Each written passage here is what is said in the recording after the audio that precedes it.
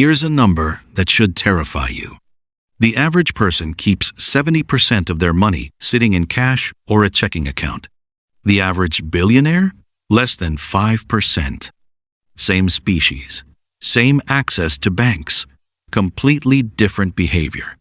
Why? Because the 1% understands something almost nobody teaches you. Money isn't meant to sit still. It's meant to be deployed. Every dollar you're not actively allocating is a dollar doing nothing for you. Worse than nothing, actually inflation is quietly eating it alive while it sits there. The wealthy don't just have money. They constantly decide where every dollar goes, why it's going there, and what it needs to produce. This is called capital allocation, and it's arguably the single most important skill separating the rich from everyone else. Not income, not luck, not even hard work. Allocation. Today, I'm breaking down exactly how the 1% decides where money goes, the framework, the priorities, the sequence. By the end of this video, you'll never look at your own bank account the same way again.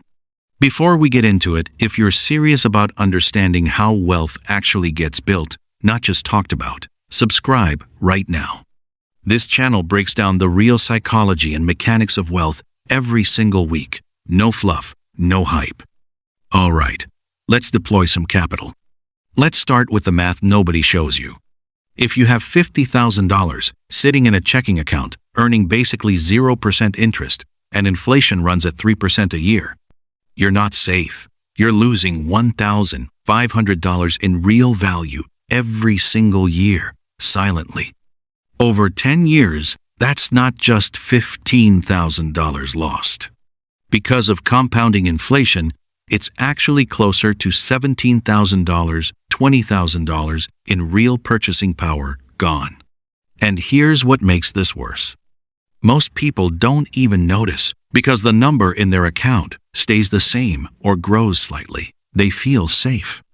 But feeling safe and being safe are two completely different things. The 1% understands this distinction intimately. To them, idle cash isn't safety, it's a slow leak. So the very first principle of capital allocation is this: money must always be working, or you're actively losing. There's no neutral position. Cash sitting still isn't neutral, it's degrading. This single realization is what separates people who accumulate wealth from people who accumulate the illusion of wealth. So if idle cash is dangerous, where does the money actually go? The 1% follows a specific hierarchy, not randomly, but in a deliberate sequence. Level 1.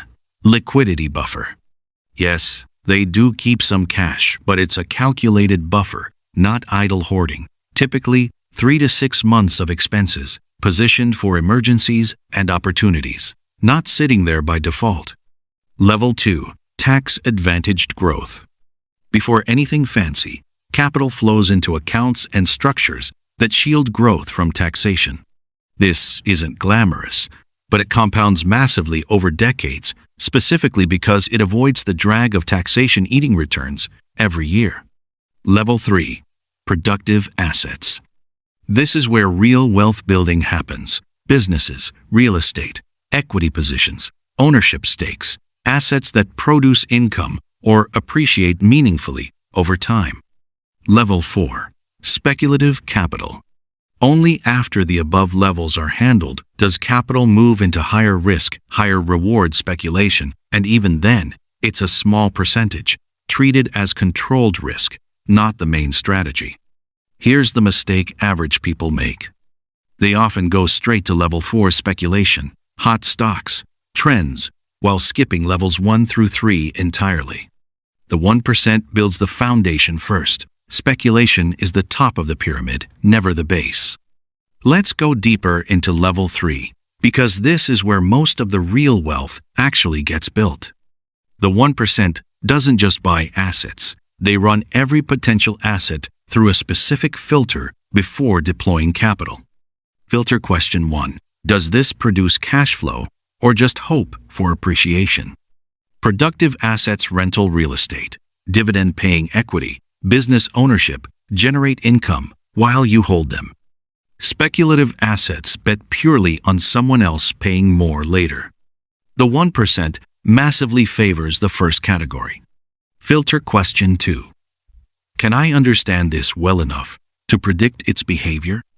They avoid capital allocation into anything they can't reasonably analyze or understand deeply.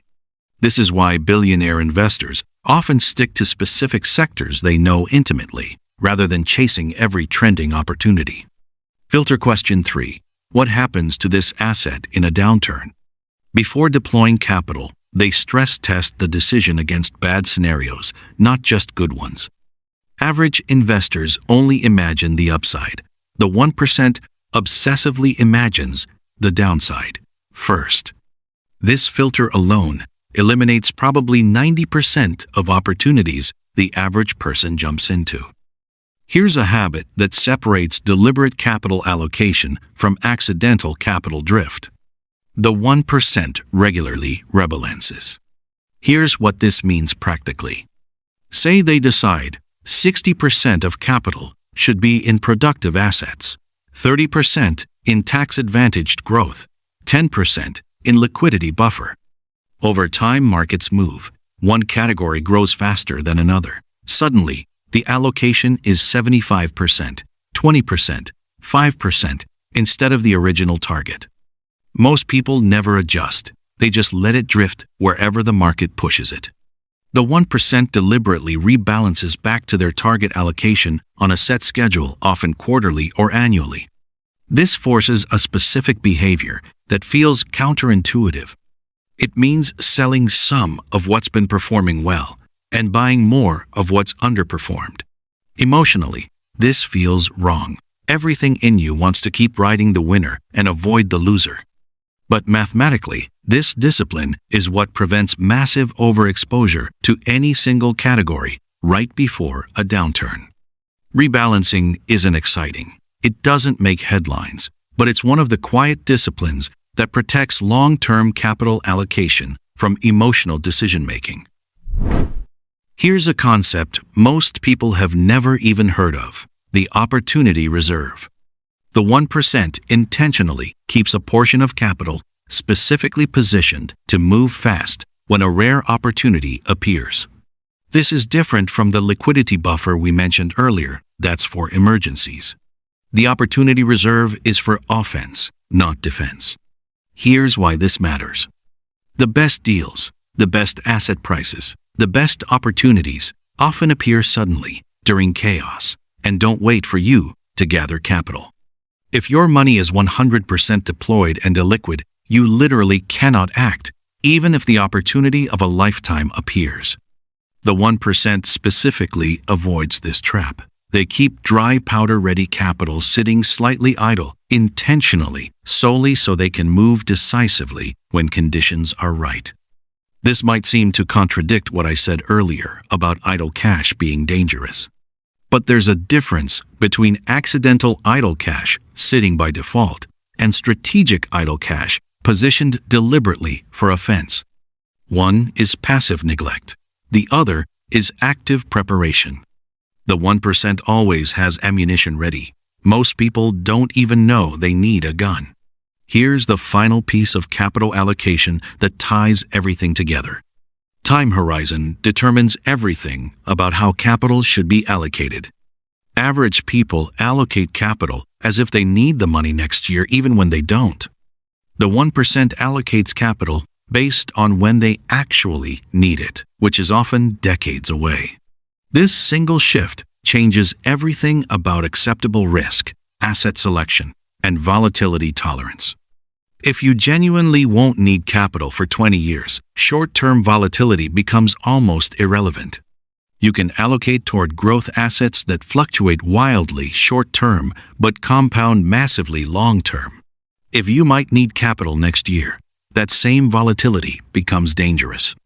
Most people allocate with a short-term mindset, regardless of their actual timeline, which causes them to either take too little risk when they could afford more, or panic sell exactly when they should be holding steady. The 1% is ruthlessly honest about their real-time horizon for each pool of capital, and allocates accordingly. This clarity, knowing exactly when each dollar needs to be available, is what allows for confident, unemotional capital allocation, even during scary market conditions. Idle cash is a slow leak. A clear hierarchy beats random decisions. Productive assets beat pure speculation. Rebalancing protects you from your own emotions. An opportunity reserve lets you play offense. And time horizon determines everything. None of this requires massive wealth to start.